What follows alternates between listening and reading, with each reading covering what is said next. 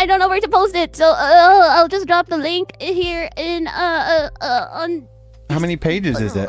It's a video. Oh, you bitch. Can I put it on stream? Yes, you can. But I'm not gonna watch it with you. It's 20 minutes. I told you. That's why I was bargaining. Holy shit, you committed. What the f? I am gonna do this. I'm gonna share this on stream. I am gonna watch it. You don't have to be there for that, but at the same time. Don't say anything. I'm gonna leave. Don't talk to me. Bye. What the f? You can't. What?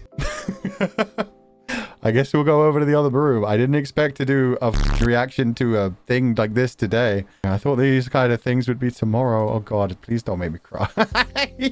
Oh God, what if it's an original song? Okay, chat, are you ready? Are you locked in? This is called The Witch, the Cyborg, and the Stars. You made a story project together and you didn't even let me voice acted it? You... Millie was an immortal witch, older than the forests, older than the wind. She had seen kings rise and kingdoms fall, but Millie stayed the same. Aww. She never parted with anything that did not come back. Each night, she gazed at the night sky. The stars glittered, stretching across the horizon. She never wondered how they came to be.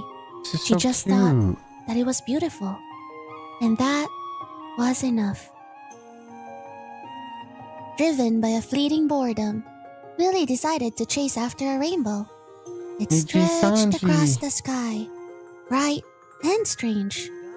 At the end of the abyss, she found him. Laying on the grass was a man whom she did not know. Yeah, he looks so cute. His arms, he's so shiny baby. metal, but with the kindest eyes. It looked as if he'd stumbled out of a different time. Immortality had taught Millie not to be easily surprised.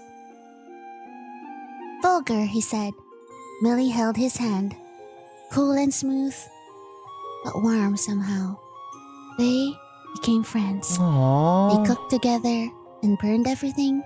They proceeded to go on a little expedition to a different place full of fantasies. Fulgur called them adventures. He never completed any, except one. Wait, what? Fulgur showed her movies, a technology from the future.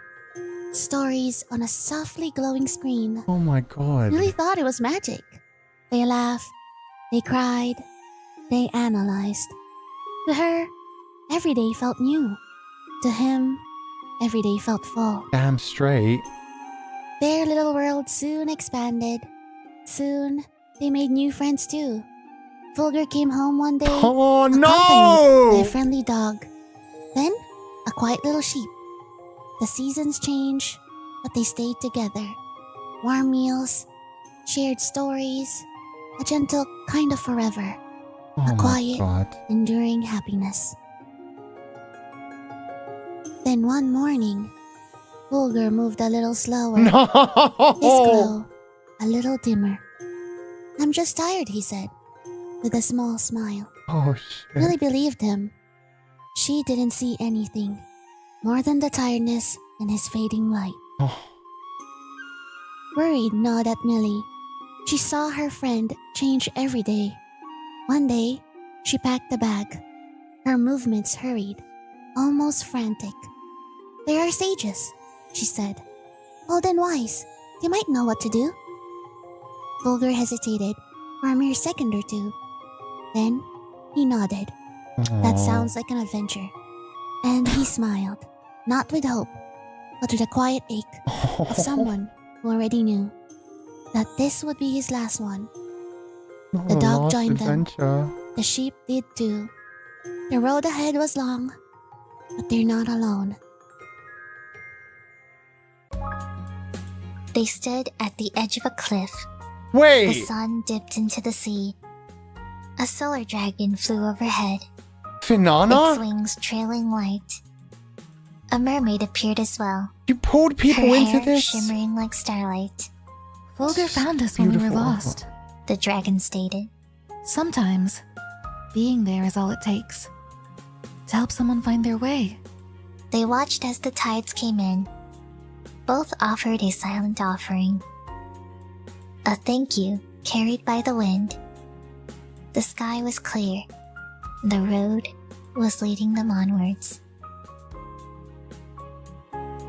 In a still cold winter, a garden held an unexpected sight. With a beautiful red rose. The penguin took care to shield the bloom from the biting wind. Fulgur told me this rose is meant to bloom, even in the frost. He said, even if you're afraid, you still have the right to progress. The penguin said, and I did.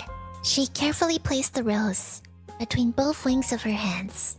The wind blew through the trees. The petals remained. They stepped out of the garden. The quiet enveloped them. It felt sweeter. They entered a meadow.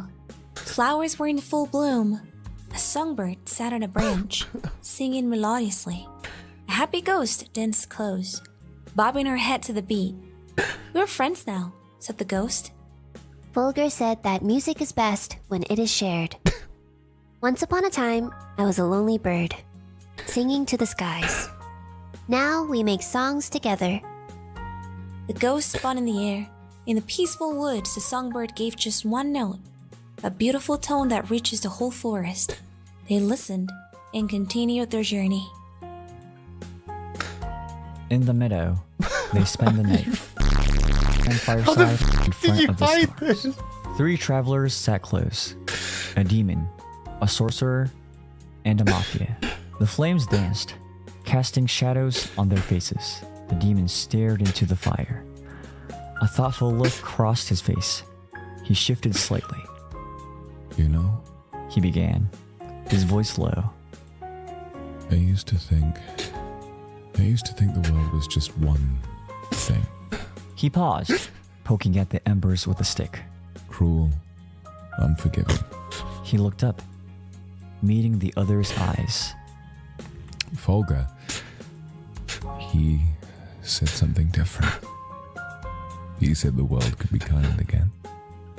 He paused again, with hope on his gaze.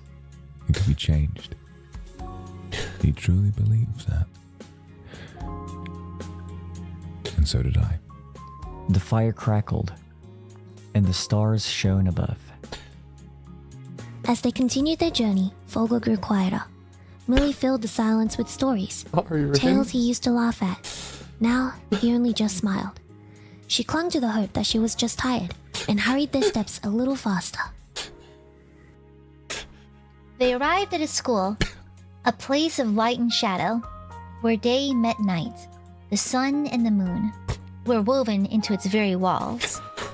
Of the game's students, played in groups, one spoke up, Fulgur is the one who summoned us here. said the moon student. He said that it's more entertaining when everyone is involved. He said to us that it is all right to be different, said the sun student. These are the words that I cherish deeply, and forever will, no matter what the future holds for me. Their laughter filled the air as the journey moved on. They met a small group on a grassy slope. An ex-hitman, a healer, an ace, and a cleric. They knew them from somewhere. The ace smiled. Fulgur said we all grow at our own pace. There's no right or wrong way of life, and it's okay to take our time, to learn and try again.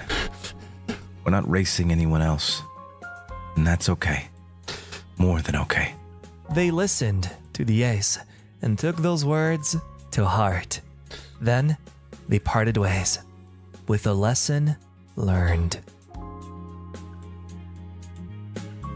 Next, they arrived at a large mansion. It was scary from the outside, but the inside felt kind. The bodyguard spoke. People get scared. But Fulgur saw through our silence. He said, being soft does not mean being weak. He stayed, even when it was not easy. The house was not scary at all. It felt warm. It gave a sense of being appreciated. They had tea with the residents, and soon they left the warm house, carrying a new understanding of strength and gentleness. A place was being built, and they found 4 young men. debating over who is to dip the brush in the paint. We are still in the process of developing. Debut month, man. The man said. But Fulgur said that we will not get all the answers at once. He believed in small steps. He said that community begins with listening. Their space was new, but yet full of passion, where new steps towards learning yourself were protected. That night, they decided to make a halt under the stars. The dog curled beside Millie. The sheep curled near Fulgur. Millie stared up at the sky. I like the stars, she said. They're always there, even when I forget to look. Fulgur looked up, then pointed to the moon. I like the moon more. It's reflective. It has no light of its own. No! It borrows light, and it shines I back. already said that like 3 weeks Millie ago. didn't say anything, but in her heart, she thought, during this adventure, everyone sees him as a guiding star. She just sat closer and watched the stars with him that night. The next morning, they head towards the sages of the future. Morning came. They arrived at the first sage. I am the sage of righteousness. Lee moved closer, holding hope, like it was the only thing that could save her. Can you save him? The sage stared at Fulgur with a long and unbroken gaze. There's no way I can prevent what is going to happen, He stated. but I can tell you what you have done. He approached Fulgur and put a hand on his chest. You provided light to those in the dark before they could even ask. You gave a platform to the voiceless. You remained selfless even when your work was not noticed. That's already more than many will achieve in a whole lifetime. You taught others that strength is not always about being seen. It's about showing up anyway. Fulgur's lips opened slightly, as if he wanted to answer, but no words came. The sage bowed his head. You were enough. You always were. They left quietly and continued on. By midday, the second sage was located. I am the sage of happiness. Of course you Millie asked the got. sage, Is there still time? Her voice was smaller now. The sage knelt beside Fulgur. He took his hand, not as a sage, but as a friend, who has been through what Fulgur had gone through. Time isn't just years, months, or seconds. It's about how much you lived. He smiled, but it was a sad smile, a rare sight to see on his face. You made people feel happy and have something to look forward to. Even when you were tired, even when you were breaking, you told them that laughter still belongs to the weary, and grace, even short-lived, is something sacred. He turned to Millie. He felt joy. He gave joy. And that means he lived. Oh, the past tense. Oh, Their footsteps were slower now. he's fucking as they drew recovering. towards the last light of day. The night has set in, and the third sage was found. I am the sage of love. Millie tried to speak, but her breath hitched. She didn't need to ask. The sage stared at Fulgur for a long time. His gaze held with affection. It held the quiet ache. Many have I seen pass through, He replied. but you, He stopped suddenly, took a deep breath. you changed something in me. He moved closer and placed his hand on Fulgur's chest. It is about the love you freely offered and never demanded in return. You pointed out that gentleness is a form of power. His voice trembled. I have been speaking of love for centuries. But with you, I finally understood it. The sage smiled, tender and breaking. I fell in love with the way you saw people. This is the kindness he gave, even when he was running out of time. If I can make a wish to the stars, it wouldn't be to stop this. It would be to go back and walk beside you longer. He knelt before Fulgur. Love isn't just what clings. It's what remains and grows even after goodbye. Fulgur lowered his head, and for the first time, he cried. Not for fear, being seen. Lily reached for his hand, and finally, she cried too. The sage stepped back quietly, and the grove fell still. The moon was rising behind them. It was the last time with the sages. And ahead, the moon shines bright.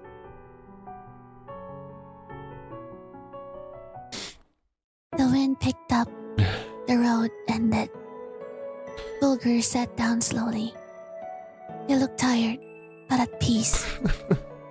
Lily watched him, uncertain. I'm sorry. I thought this journey would find a cure, but it only ended up draining you even more. Oh, that was a good journey. Fulgur smiled kindly. A sad smile. Lily, this journey was everything to me. Each day, each moment was real and beautiful. He cleared his throat. His voice shook. I felt so much. Laughing at burnt dinners, friends who became family, meeting everyone we've encountered. His light was dim, but his eyes shone. The small joys made me happy. I needed them. I didn't know how much until they were here. Lily squeezed his hand, listening to his final words. Fulgur spoke softly, his voice trembling. Even the hard days were special, because I was here, part of it. He breathed slowly. If I could choose again, I'd choose every second. Wouldn't change a fucking thing. All the laughs, even goodbye. His words trailed off. He felt warm. He took a slow breath and didn't breathe again.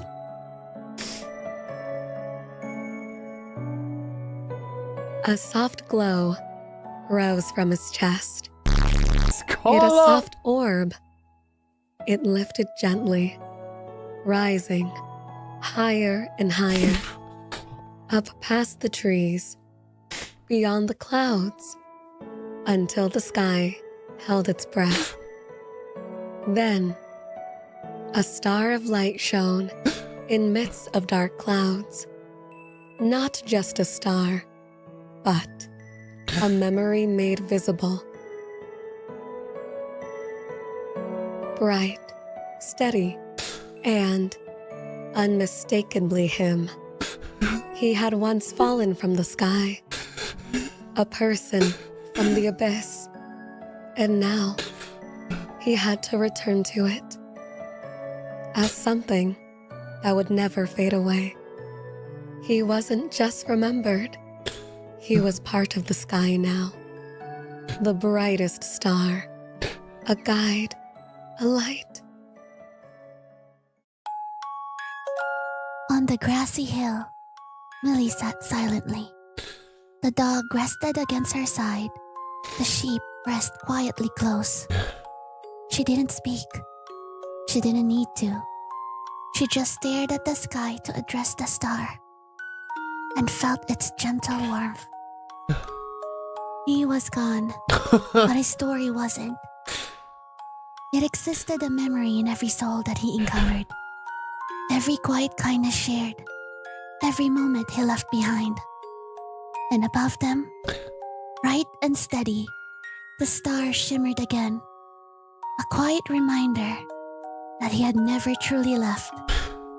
And a story that everyone will remember. The end.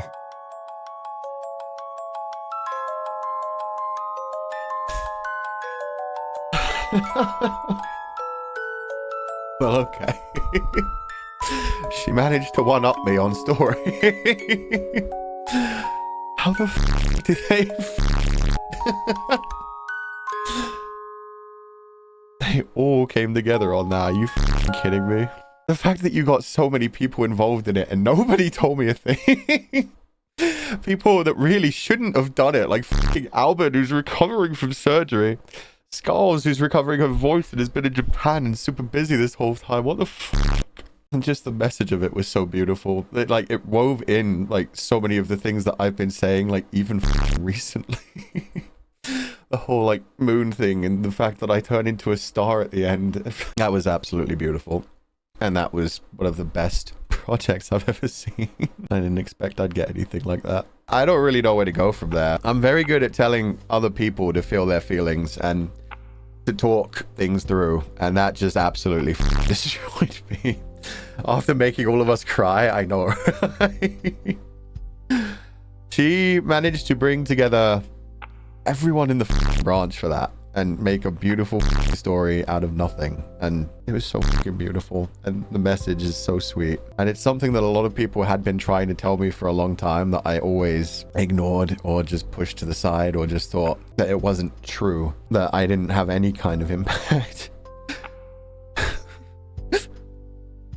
See so many people come together for that destroys me. Those f***ers joined me in a group call and just hung out with me for so long without letting me know that shit was coming. And she caught me at the last second. It was like, oh, can we talk one-on-one? Oh my fucking god.